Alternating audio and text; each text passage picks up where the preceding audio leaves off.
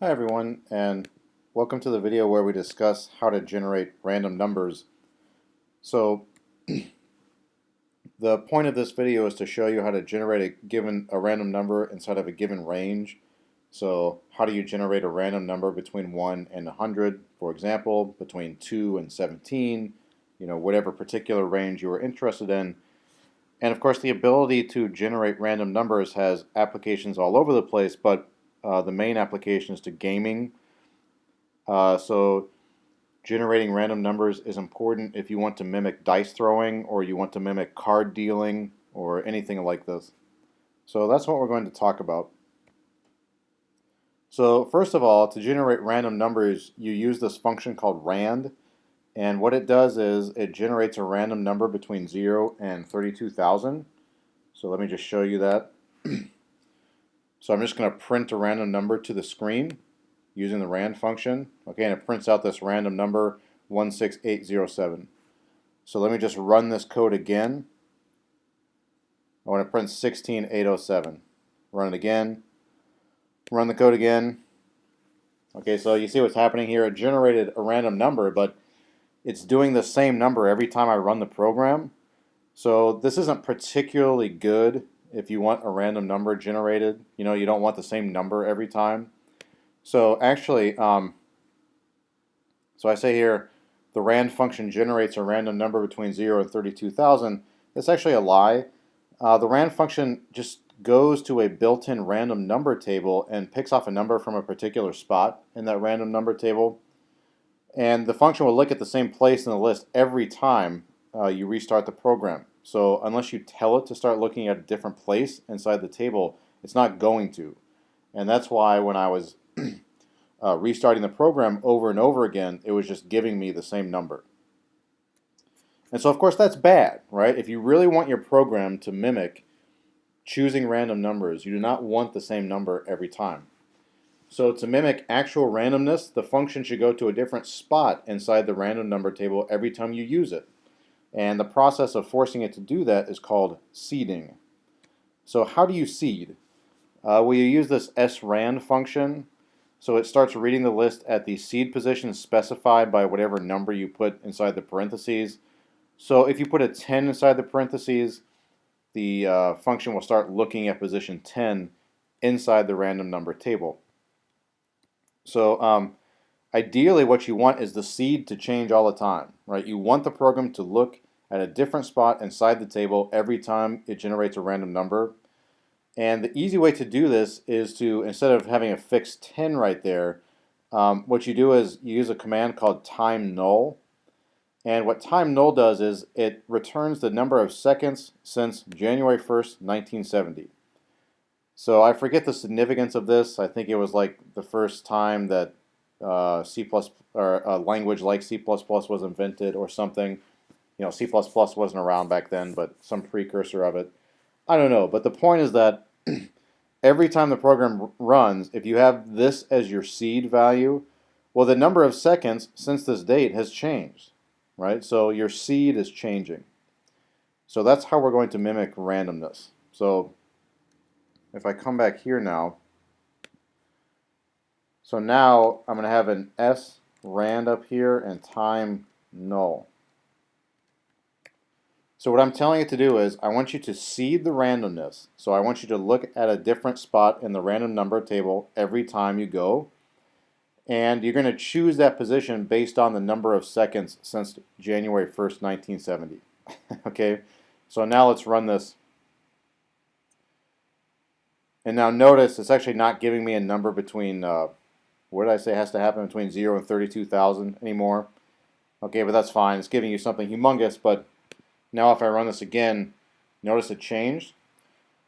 So I'm not totally sure. Notice this 941 is the same. 941, 941, right? But the important thing is that the stuff at the end is changing.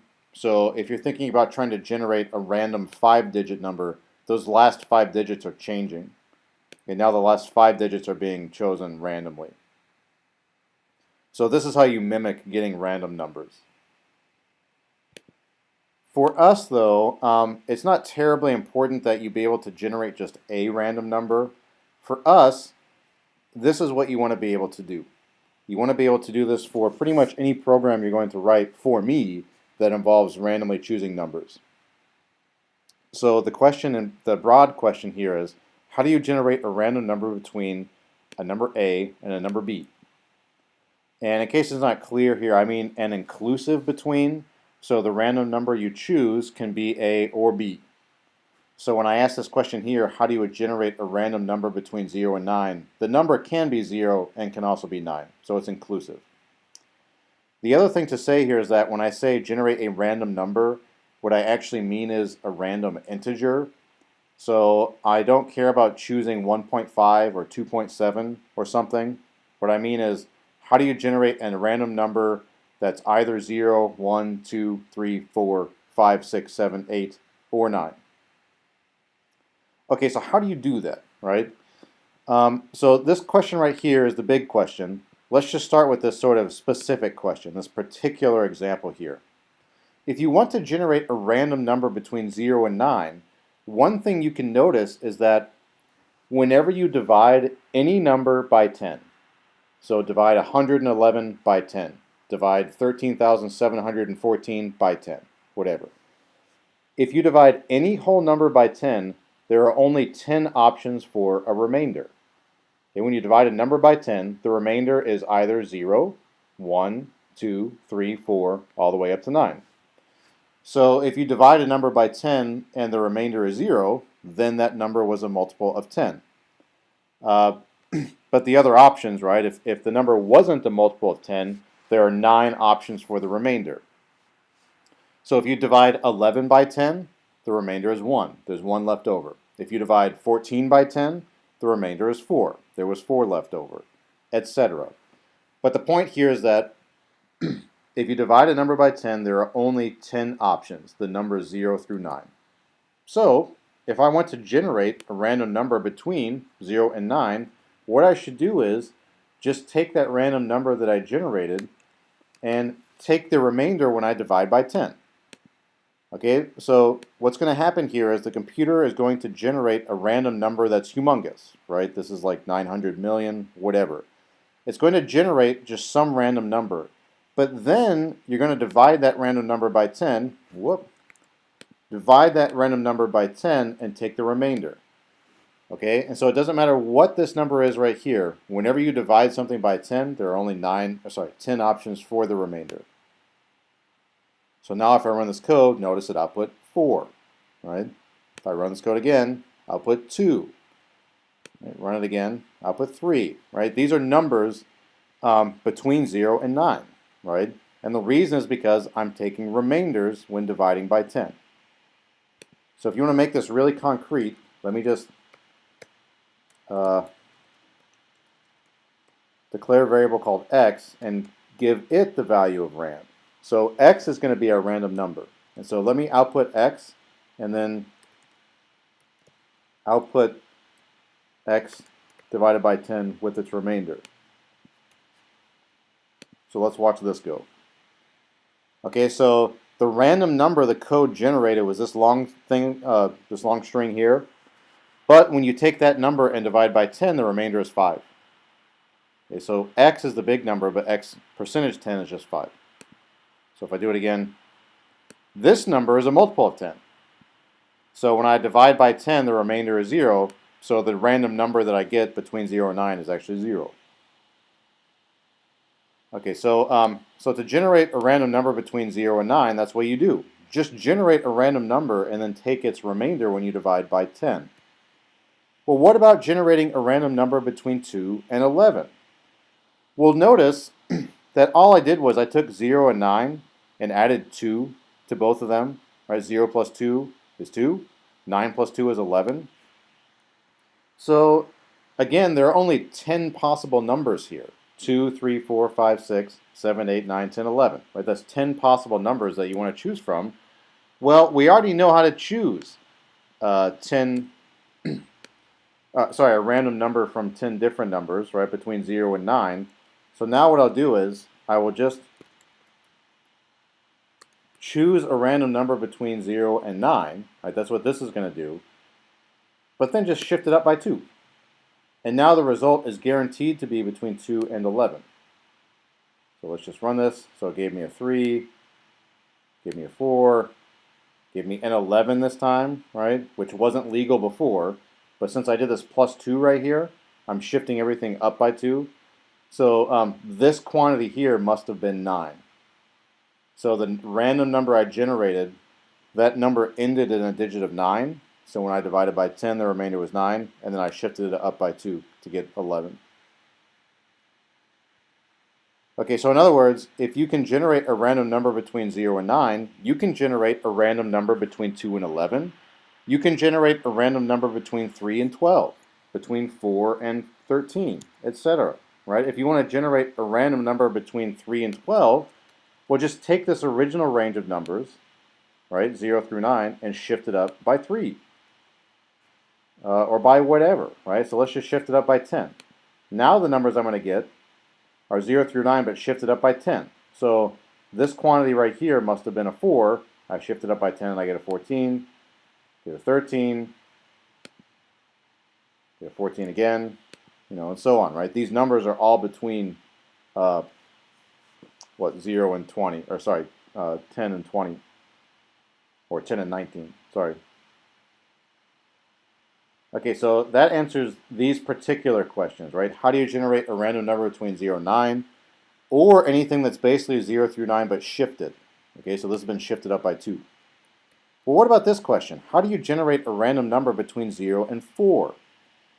Well, it's basically the same as this, except when you divide a number by 10, there are more than 5 possible remainders, right? There are 10 possible remainders, 0 through 9. But if you divide a number by 5, there are 5 possible remainders. Okay, if you divide a number by 5 and you get a remainder of 0, then that number was a multiple of 5. The other options for remainders are 1, 2, 3, or 4. Okay, so if you divide 5 by 5, you get a remainder of 0. If you divide 6 by 5, you get a remainder of 1, 7 by 5, a remainder of 2, 8 by 5, a remainder of 3, 9 by 5, a remainder of 4, and then 10 by 5, you're back to a remainder of 0. Okay, so there are only 5 options when you divide by 5. So the same logic says, if you want to pick off random numbers between 0 and 4, then just generate your random number and percentage off 5. So take remainders by 5. So there's a 4, that's a remainder when you divide by 5. 2 is a remainder, possible remainder. 3 is a possible remainder when you divide by 5. And so on, right? Notice all of these numbers that are coming up are between 0 and 4. And I haven't hit a 0 yet, right? But 0 presumably would come up if I kept doing this long enough. Okay, what about generating a random number between 3 and 7? Well, the same logic from these two lines applies down here. I know how to do between 0 and 4. And the relationship between 0 to 4 and 3 to 7 is that I just shifted everything up by 3. Right? 0 plus 3 is 3, and 4 plus 3 is 7. So if you want a random number between 3 and 7, then just take this remainder set here, things between 0 and 4, and kick them up by 3, and you're going to get random numbers in the range that you want.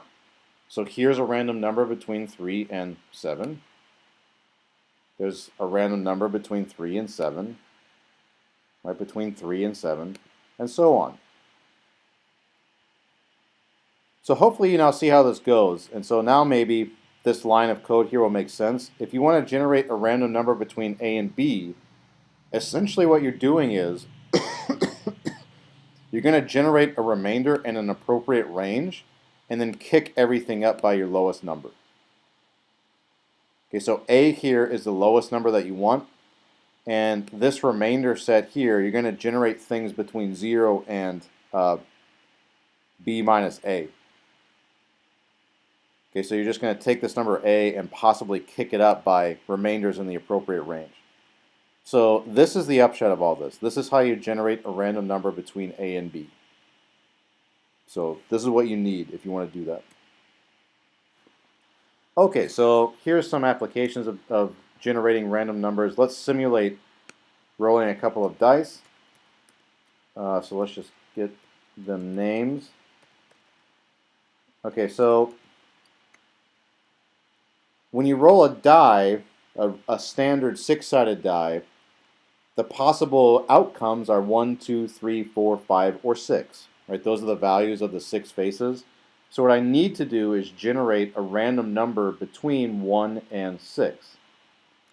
Okay, so in this formula here, if I want to generate a random number between 1 and 6, well, A is my 1 and B is my 6.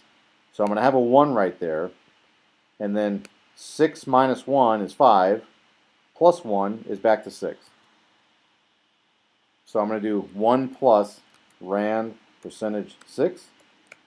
And same for the other one, the other die. And now I can say, you rolled, and I'll put these two guys, I'll separate them by a comma. And this one I'll simulate rolling die, the 2 dice. So I rolled a 1, 1. Okay, so that's not terribly likely, but rolled a 5, 5. Rolled a 4, 3, and so on. Right, 2, 6.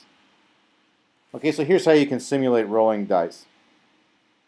If you'll notice, though, what I actually wanted to do was simulate rolling 2 dice 10 times. So this code here only simulates rolling 1 time. So to simulate rolling more than that, let's just have a variable that will keep track of how many times I'm doing things. And actually, let me follow my own advice to you in the for loop video. So we're going to have a loop that runs 10 times. And every time it runs, it's going to simulate rolling 2 die, or 2 dice. I keep getting the singular and plural confused. And so remember, for loops are generally used when you know the number of times you want the loop to run. So just close that brace. Okay, so here's a for loop that's going to run 10 times. Right, it's going to go from I equals 1 all the way up to I equals 10, and I kick up the value of I by 1. So the counter variable here runs from 1 to 10, which means this loop will run 10 times. And so what it's going to do is first create the storage spaces die 1 and die 2, then give them values, and then tell me what I rolled. And since this is going to run several times, let's separate things with a new line. And so before I run this, I've told you before that it's considered good form to declare your variables at the top. And that's certainly true, but when you're dealing with random numbers, it's actually better to clear the variables every time. So every time this loop restarts, you're going to what's the word? I mean, you're going to clear out the values of die 1 and die 2 by redeclaring them. And so basically what that's doing is making sure there's no interference from the previous times it ran. And it's just ensuring that things are random. So every time this loop runs, these guys will be fresh. And then they'll be given fresh random values. And then you'll tell me what they rolled, and then we'll restart. Okay, so let's just run this and see what it does. So I started by rolling a 3 on the first die and a 2 on the second die, 5 on the first, 2 on the second, 2 on the first, 5 on the second, etc. Right, so it shows me what I did. Okay, so you can simulate rolling 2 dice as many times as you want to. So we can simulate it 25 times. So just now the counter will run from 1 to 25. And there you go. Right, it gives you 25 lines of code here. Okay, so that's how you can simulate dice rolling. Just depending on how many dice you have, right, you have that many variables, and each one of those variables give it a random number between 1 and 6. Okay, so here's another thing that might be useful to you depending on the kind of code you want to run. So generate 3 random numbers between 1 and 10, but make sure that they are different. Okay, so you don't want just any 3 random numbers between 1 and 10. You want them to be different random numbers between 1 and 10. So let me show you how that code will go. So let me just give my 3 guys names. So the first guy can be whatever he wants. And so since it needs to be between 1 and 10, I said, right? So let me go back to my formula. A is 1 and B is 10. So you have a 1 right there, and then 10 minus 1 plus a 1 is a 10. So x is 1 plus rand percentage 10. Okay, so 3 different random numbers between 1 and 10. So now let's give y a value. Y also should be a random number between 1 and 10. But the thing is, if I just write this, and same thing for z, right? Z is also going to be a random number between 1 and 10. If I just write this, there's no guarantee that these three numbers are different. You know, x could be 2, y could be 2, and z could be 7. You know, but you want them to be different. So if you want to ensure that they're different, you can have a loop that keeps generating different values for y as long as y is the same as x. Okay, so let me just say that again. The English here is you want to keep generating values for y as long as those values are the same as the x value, right? Generate a new value. So since I said the phrase as long as, that indicates we need a loop. So I generate a value for y. As long as that value of y is the same as the value of x, I need to give y a different value. Or I need to try to give y a different value. Okay, so you see what's happened here? I gave x a value, and then I gave y a value. Well, if that value of y is the same as x, that's bad, because I wanted different numbers. So then I'll give y a value again. But it's generating random numbers, so there's nothing stopping it from giving you the same value again. Right? So maybe x is 2 and y is 2. So then I go into this loop, and maybe it gives y the value of 2 again. Okay, that's not likely, but it's possible. Well, if it does that again, then this condition here is still satisfied, so it's going to do it again. It's going to keep doing this as long as y is equal to x. But as soon as y isn't equal to x, I'm going to break out of this loop and move on. Now I get down here to z, right? Well, z shouldn't be x, and it also shouldn't be y. So as long as z is the same as x, or z is the same as y, I should keep trying to give it a new value. So, sorry, let me just put this down here. So I give z a value, right? But as long as that value of z is the same as either of the two that have come before, I need to give it a new value. Okay, so this is how you generate different numbers. The first number can be whatever you want, but then the second number needs to be something different. So as long as the random number function is giving it the same value, you need to keep trying to give it a new value. Okay? Now you have a third value. If you want that to be different, well, as long as that value is the same as x or the same as y, right? Because you want no matches here. So as long as either this condition or this condition is true, you need to give that value of z a new value, or try to. And you need to keep doing it until that value is different. So let's just confirm that this happens. So I separated by the space so we can see what they are. So 541 is what the code generated. Notice none of these numbers are the same, right? 714, none of those numbers are the same. 5104, none of those numbers are the same, etc. Right? I can run this as many times as I want to, and the three numbers will not be the same. Okay, so that's how you can generate different random numbers if you so choose. The reason that you might want to do that is, of course, you know, if you're interested in a game that will deal cards, once you've dealt a card, you don't want to generate the same card, right? So if you deal the ace of spades to somebody, it should not be possible to deal an ace of spades to somebody else. So you need a different number, a different, you know, however you're representing these cards, you need a different card to go out to the next player.